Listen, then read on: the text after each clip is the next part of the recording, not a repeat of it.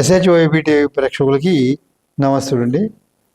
ఈనాడు మనం లోకంలో చాలామందికి ఉండే విశ్వాసాలలో ఏవి సమంజసము, ఏవి కాదు, ఎలా తెలుసుకోవాలి అనే విషయాల గురించి ఒక విశ్లేషణ చేస్తున్నాం అన్నమాట.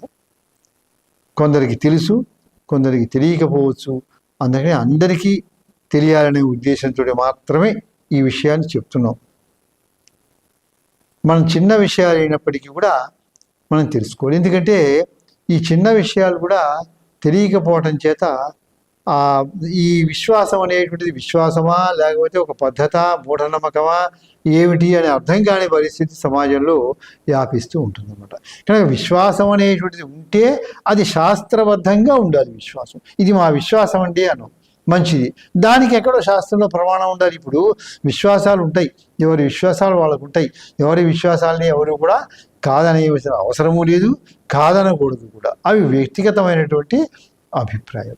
అయితే మనం అనేది ఏంటంటే ఆ విశ్వాసం ఉంది, మనకి విశ్వాసం ఉన్నప్పుడు అది ఎలా ఉండాలని శాస్త్రంలో ఉందో అలా పెట్టుకోవాలి విశ్వాసం. అలా కాకుండా ఇంకో రకంగా పెట్టుకుంటే అది కుదరదన్నమాట. మూఢ విశ్వాసము పనికిరాదు, విశ్వాసం ఉండాలి. ఆ విశ్వాసం కూడా మూఢ విశ్వాసం అయిపోతుంది. ఎప్పుడు శాస్త్రంలో అలా చెప్పకుండా మనం కనుక ఇలా పెట్టుకునేది మా విశ్వాసం అంటే ఈ విశ్వాసం ఉండాలి, కరెక్టే, అది శాస్త్రంలో చెప్పినట్టుగా ఉండాలి కదా. అంటే ఇప్పుడు ఈ పెట్టుకునే విశ్వాసానికి బేస్ శాస్త్రం అన్నా ఉండాలి. శాస్త్రంలో ఉందండి మేము విశ్వసించాము అంటే అదొక పద్ధతి. అక్కడ కూడా అలా లేకపోతే మన యొక్క విశ్వాసం అనేది వ్యర్థం ఉంటుంది. అందుకని చిన్న చిన్న విషయాలు ఇవి, కానీ చాలామందికి తెలియవలసిన అవసరం ఉంటుంది కనుక నేను మరొక్కసారి తెలియజేస్తున్నాను కనుక మీరు అందరూ కూడా చక్కగా గమనించండి. దీంట్లో విశేషాలు ఏమీ లేవు, చిన్న విషయాలే, కానీ అవి తెలుసుకోకపోవటం వల్ల మనకి కొన్ని ఇబ్బందులు అనేవి వస్తూ ఉంటాయి. ఇప్పుడు చూడండి, జ్యోతిష్కుడి దగ్గరికి ఏదో ఫలితాలు చెప్పించుకోవడం కోసం వెళ్తూ ఉంటారు, మంచిది. చెప్పే వాళ్ళకి కొన్ని నియమాలు ఉండాలి, చెప్పించుకునే వాళ్ళకు కూడా ఉండాలి. చెప్పే వాళ్ళకు ఉండవలసిన నియమాలు అని రాసి ఉంటాయి శాస్త్రంలో, వాటిని వాళ్ళు పాటించాలి. లేకపోతే అది వాళ్ళకి నష్టం, ఆ శాస్త్ర పద్ధతికి దూరం అయిపోతూ ఉంటుంది. అడిగే వాళ్ళకు కూడా కొన్ని నియమాలు ఉంటాయి. అంటే వాళ్ళు పవిత్రంగా ఉండాలి, స్వచ్ఛంగా, వీళ్ళు కూడా స్వచ్ఛంగా ఉండాలి. వాళ్ళు మనసు మాట్లాడాలి, వీళ్ళు మాట్లాడాలి. అప్పుడు పద్ధతి సక్రమంగా సాగిపోతూ ఉంటుంది, బండి సజావుగా సాగుతూ ఉంటుంది.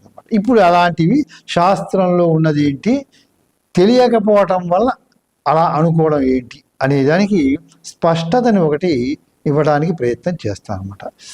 ఇప్పుడు ఏంటంటే ఏదో ఒక ఫలితం కావాలంటే అని అడుగుతారు. వాళ్ళకి పుట్టిన తేదీ, సమయము, పుట్టిన గ్రామము, ఊరు, ఇలాంటి కావాల్సిన వివరాలు ఇస్తారు. ఇచ్చిన తర్వాత దాన్ని బట్టి వాళ్ళు ఈ చక్రము అవి నిర్మాణం చేసుకుని చెబుతారు అన్నమాట ఫలితాన్ని.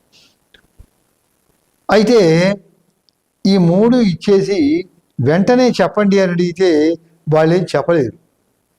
మా పుట్టిన తేదీ ఇది, టైం ఇది, ఊరిది అని చెప్పి ఇక చెప్పండి ఫలితము అంటే చెప్పలేరు. ఇవి తీసుకుని వాళ్ళు లెక్కలు వేయాలి, జాతక చక్రాలు అనేవి వాళ్ళు వేసుకోవాలి. దానికి కొంత టైం పడుతుంది, కొన్ని గంటల టైం పడుతుంది, తర్వాత మనం అడిగిన విషయాలన్నీ కూడా ఒక్కొక్క దానికి ఒక్కొక్క లెక్క ఉంటుంది. ఆ లెక్కలన్నీ జాగ్రత్తగా వాళ్ళు చూసుకుని తప్పుపోకుండా అప్పుడు ఆ లెక్కల్ని బట్టి ఈ ఫలితం ఉంటుందండి అని వచ్చిన వాళ్ళకి చెప్పే అవకాశం ఉంటుంది. అసలు అది పద్ధతి అనమాట. మీరు ఏ విషయం అడిగినా దానికి కొన్ని లెక్కలు చూడాలి. ఉదాహరణకి ఒక వైద్యుడి దగ్గర వెళ్ళి ఫలానా అనారోగ్యం ఉంది అని చెప్తే వారు ఏం చేస్తారంటే పరీక్షించి కొన్ని విషయాలు తెలుసుకుని ఫలానా టెస్టులు అని రాసిస్తారు. ఇదో బ్లడ్ టెస్టు, యూరిన్ టెస్టు, ఇట్లా రకరకాల టెస్టులు ఎన్నో ఉంటాయి. ఆ టెస్ట్ చేయించుకుని వచ్చిన తర్వాత అవి చూసి అప్పుడు రోగం ఇలా ఉంటుంది అని నిర్ధారణ చేసి ఇంత పర్సంటేజ్లో ఉంది, ఇంతవరకు డ్యామేజ్ అయింది, దీన్ని కంట్రోల్ చేయొచ్చు, తగ్గించవచ్చు, ఇలా వాడండి, డోస్ ఇట్లాగా అని చెప్పి వాళ్ళు మనకు అన్నీ రాసిస్తారు అందరికీ కూడా. కనుక ఆ పరీక్షలు కాకుండా మీరు రాసి ఇవ్వండి అంటే వాళ్ళు రాసి ఇవ్వలేదు. ఏదో ఒకటి గబక్కని రాసిస్తే ఫలితం లేదనమాట. ఇది విషయం మూలం ఏంటో తెలియాలి కదండి రోగానికి. అలాగే ఇక్కడ కూడా మనం తేదీ, సమయము, ఊరు ఇచ్చిన తర్వాత వారికి టైం ఇవ్వాలి. వాళ్ళు చక్రాలన్నీ వేసుకోవాలి, వేసుకుని దానికి లెక్కలు ఉంటాయి. ప్రతి విషయం చెప్పడానికి కొన్ని లెక్కలు ఉంటాయి. అంతేకాని ఒక చిన్న గళ్ళు గీసినటువంటి ఒక కాగితం తీసుకుని డిగ్రీ, ఇంజనీరింగ్, పీజీ పూర్తి చేసి కూడా ఉద్యోగాలు లేకుండా నిరాశగా ఉన్నారా? బ్యాంకు ఉద్యోగాలైతే బాగుంటాయి కానీ పోటీ పరీక్షల శిక్షణా సంస్థల్లో ఫీజు మీకు భారంగా అనిపిస్తుందా? అయితే ఆలస్యం ఎందుకు? మన వెనిగండ్ల ప్రక్కనే ఉన్న కౌండిన్యపురంలోని కౌండిన్య ఐఏఎస్ అకాడమీలో హైదరాబాద్ నుండి అత్యున్నతమైన ఫ్యాకల్టీతో ఆర్థిక భారం మోయలేని వారికి సేవాభావంతో లాభాపేక్ష లేకుండా కేవలం మంచి ఫ్యాకల్టీతో అతి తక్కువ ఫీజుతో నిర్వహించబడుతున్న మన ఐఏఎస్ అకాడమీలో చేరండి, చేర్పించండి, ఉద్యోగం సాధించండి. వివరాలకు doctor E V Narayana, retired principal, TGPS college, Guntur, founder and chairman cum managing trustee, Guntur, Andhra Pradesh. Cell number 9966112933. ఆ కాగితం చూసి మనం ఏదడిగినప్పటికీ కూడా భవిష్యత్ కాలాల్లో ఎప్పుడు ఏది జరుగుతుంది, ఏది జరిగింది, ఇక ముందు ఏం జరుగుతుంది, ఇక ముందు ఏం జరగబోతుంది అనేవన్నీ కూడా సినిమా రీల్లో చూసినట్టుగా వారికి ఎవరికి కనిపించవు. ఈ కాగితం చూసి చెప్పేది ఏం లేదు, వీటిని బట్టి లెక్కలు వేసుకుంటారు అనమాట. ఆ రిపోర్టులను బట్టి మనం ఒక్కొక్క ప్రశ్నని బట్టి దానికి తగిన పరీక్షలు చేసుకుని మనకి ఫలితాలు చెప్తూ ఉంటారు. అందుకని ఏం చేయాలంటే మనం వారికి సమయాన్ని ఇవ్వాలి. 4 రోజులు, 5 రోజులు, వారం. ఎందుకంటే ఇలా అడిగేవాళ్ళు చాలామంది ఉంటారు కనుక ఒక్కొక్క దానికి గంటన్నర పడుతుంది కనుక ఉన్న పడంగా చేయమంటే చేయలేరు కనుక అర్జెంట్ కేసులు అయితే ఎప్పుడైనా చేస్తారు, లేదా చేయలేరు కనుక వాళ్ళ సమయం ఇవ్వాలి మొట్టమొదటి పాయింట్. అంతేగాని చూడంగానే మన పేరు ఊరు తీసేసి చెప్పడం సాధ్యం కాదనమాట. ఆ సమయం ఈ ఒక పాయింట్. రెండోది ఏంటంటే వారు వేసిన తర్వాత కంప్యూటర్ మీద చేతితో కాగితాలు ఇస్తారు. ఈ కంప్యూటర్ మీద ఎందుకు తీస్తున్నారు అంటే గణితం అనేది ఎక్కడైనా ఒకటి చేతిలో వేసినా యంత్రం వేసినా ఒకటే వస్తుంది. యంత్రం వేస్తే ఇంకా పర్ఫెక్ట్గా వస్తుంది, డిజిట్స్తో సహా వస్తుంది. ఈ లెక్కలన్నీ కూడా ఒక 5-6 సంవత్సరాలు నేర్చుకోవాలి, అంత విద్య ఉంటుంది. ఈ లెక్కలు మనకి చేతితో వేసుకుంటూ రావాలంటే ఒక వ్యక్తి మీద చాలా రోజులు పడుతుంది అనమాట. అవన్నీ పంచాంగాలు దగ్గర పెట్టుకుని ఆ లెక్కలు వేయడానికి రోజులు పడుతుంది. ఒక జాతకం మీద ఇన్ని రోజులు టైం తీసుకుంటూ పెట్టామంటే ఆ వాళ్ళు ఎక్కువ జాతకాలని వాళ్ళు చూడడం లేరు, చెప్పడం లేరు అనమాట. ఆ పాతకాలంలో అలాగే పడ్డారు. ఇప్పుడు యంత్రం వచ్చింది కనుక లెక్కల వరకు యంత్రం మీద తీసుకుంటారు సహాయాన్ని. యాంత్రిక సహాయాన్ని తీసుకోవడం తప్పు లేదు. మనం చేత్తో వేసిన దానికంటే ఇంకా పర్ఫెక్ట్గా ఇస్తుంది యంత్రం. ఇప్పుడు కంప్యూటర్ అయితే ఇంకా కరెక్ట్గా ఇస్తుంది కదా, డిజిట్స్తో సహా. అది తీసుకుంటాం అనమాట. కనుక అంతవరకు తీసుకున్నాక ఆ పేపర్స్ దగ్గర పెట్టుకుని దాంట్లో ఏవో ఫలితాలు ఉంటాయి, అవి చెప్పం మేము. ఏం చేస్తారంటే గ్రంథాలు చాలా ఉంటాయి, చాలా గ్రంథాలు ఉంటాయి అనమాట. ఏ పాయింట్కి ఏ గ్రంథాలు చూడాలి అని చూసి అవన్నీ రెఫరెన్స్లు చూసుకుని ఆ లెక్కలు వేసుకుని మనం అడిగిన ఫలితాలన్నీ కూడా రాయటం జరుగుతుంది. అది జరిగేటువంటి పద్ధతి. ఇప్పుడు ఇక్కడ ఏంటంటే ముందు ఈ 2 కాగితాలు ఇస్తాం.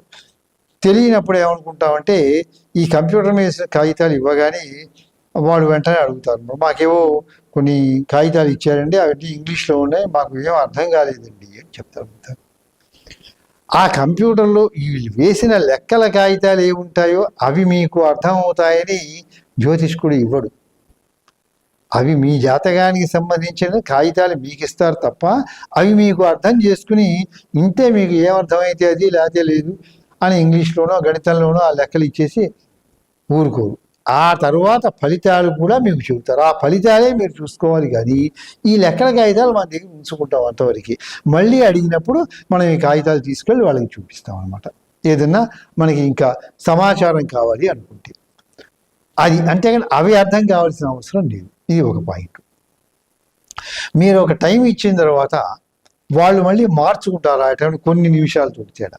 మనకి ఆ టైం చూసి జనరల్గా ఏమనుకుంటారంటే మేము 2 గంటల 40 నిమిషాలు ఇచ్చామండి, ఇక్కడ 2 గంటల 43 పడిందండి, ఇది పొరపాటు ఏమో అని అడుగుతారు. మీరు ఇచ్చింది 2 గంటల 40 నిమిషాలు, ఎంత ఇస్తే అంతే. వాళ్ళు 4-5 నిమిషాలు తేడాతోటి వాళ్ళు లెక్కలు చేసుకుంటారు, అది వేరే విషయం. అది వాళ్ళకి సంబంధించింది. కానీ మీరు ఇచ్చిన టైంకే లెక్కలు కట్టినట్టు వాళ్ళ సమయం అది అనమాట. కానీ ఫలితాలు మీరు ఇచ్చిన సమయానికి బట్టి చెప్పినట్టు, అంతేగాని వాళ్ళు పొరపాటు పడ్డం అనేది కాదు, వాళ్ళ లెక్క వాళ్ళది, మన ఇచ్చే లెక్క ప్రకారం చూస్తారు. అది వాళ్ళు వేసుకుంటారు, వాళ్ళ శాస్త్రం కోసం వాళ్ళు మార్చుకుంటారు అన్నమాట. అది వాళ్ళకి అనవసరం అనమాట. ఎల్ఎంటీ అంటారు దాన్ని, రకరకాలుగా అంటారు, బీటీఆర్ అంటారు. అది ఒకటి కనుక మనం అది గమనించాలన్నమాట. కనుక ఇట్లాంటి విషయాలు చిన్న చిన్నవి అయినప్పటికీ కూడా మనం తెలుసుకోవాల్సిన అవసరం ఉంది అని చెప్పి తెలిసిన వాళ్ళకి తెలుసు, తెలియని వాళ్ళు తెలుసుకుంటారు. కనుక కొన్ని విషయాల్ని నా దృష్టికి వచ్చిన బట్టి మీ ముందు ఉంచుతున్నాను తప్ప ఇంకో అభిప్రాయం ఏది కూడా లేదు. మళ్ళీ ఇంకొక విషయాన్ని చెబుతాను. స్వస్తి.